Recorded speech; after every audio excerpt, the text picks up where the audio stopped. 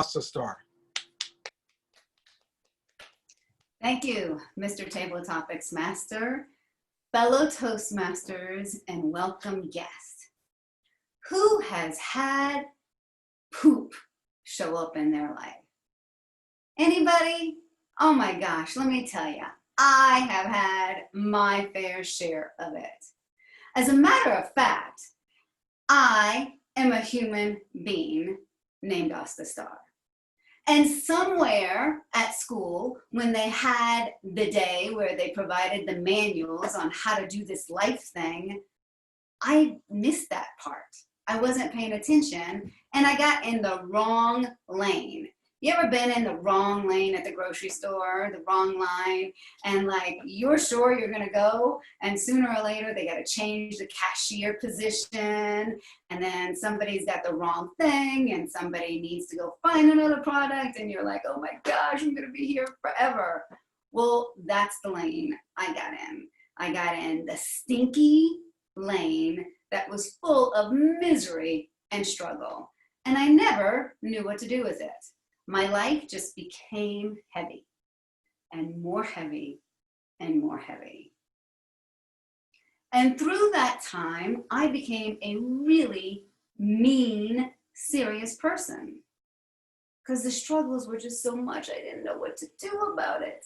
And now I'm here looking to find a way to bring some decent humor to all of this because I don't want to live like this. This isn't who I want to be. Of course, it took me decades to figure that out, but that's where I am. Now, it took me a while to figure this out, and it wasn't until I was speaking to my great uncle, Paul, about this that I realized there is a different way. So let me tell you his story. And in order to do that, I'm going to share my screen so that you can see a little bit about his story. It's 1939. His family had just survived the 10 years of the Great Depression. His uncle had the opportunity to get his hands on some racehorses and was living in hope because he was going to actually breed racehorses to get him and the family out. So my uncle's family took a 300-mile journey, which is different than today, to go see the racehorses. So they all piled into his Ford T, Model T, the whole family to go down 300 miles. You know, from here to Denver, for us is an hour. Back in those days, it would have been like a half-a-day journey. 300 miles was a long time. They piled in and got there. And while they're there, the family's all talking together and a storm comes in. It is an electrical storm full of energy and light and brilliance and everything good. The electrical storm is flying through and they are just wondering what is happening to this electrical, what's happening outside with the storm. Can you imagine the beauty of that energy and the light that comes through? However, the horses weren't prepared for that storm.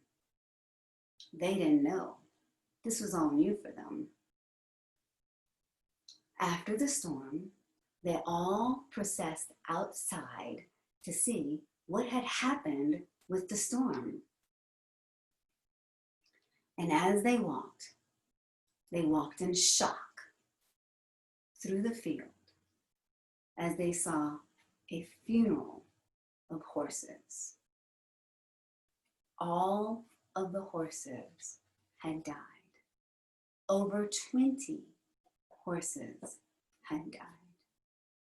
And my uncle thought, how could one lightning storm kill so many horses? Quietly, they moved through and they got back to the house. They got back to the house and they sat there and they wondered and talked about what was going on. Well, of course, the anxiety of that caused everybody to start bickering while they're around the kitchen table as what they're going to do next and how they're going to do it. And Paul's mother and his aunt started bickering as normal. And my Uncle Paul said, "Oh, shit. Mother, be quiet." In that instant, his uncle stood up and said, "Let's go out to the barn." And Paul's thinking, heck, I'm going to get switched. They get to the barn and his uncle says, "What is that?" And my uncle looks up and says, "Cow pie?"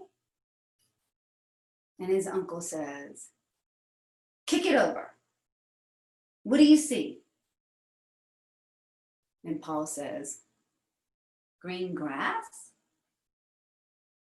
And his uncle says, "Never forget that the shit in our lives always becomes fertilizer." The shit in our lives always becomes fertilizer. So what I want you to think about is what crap or poop do you have in your life, and what is it going to become?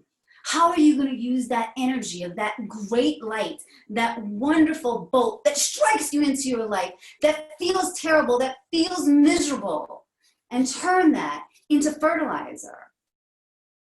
I am going to take all the crap in my life, which you guys will get to hear about soon, and figure out how to grow a beautiful, docent, humorous tree out of it. Because if I don't do that, oh my gosh, it's going to be terrible, Mr. Toastmaster.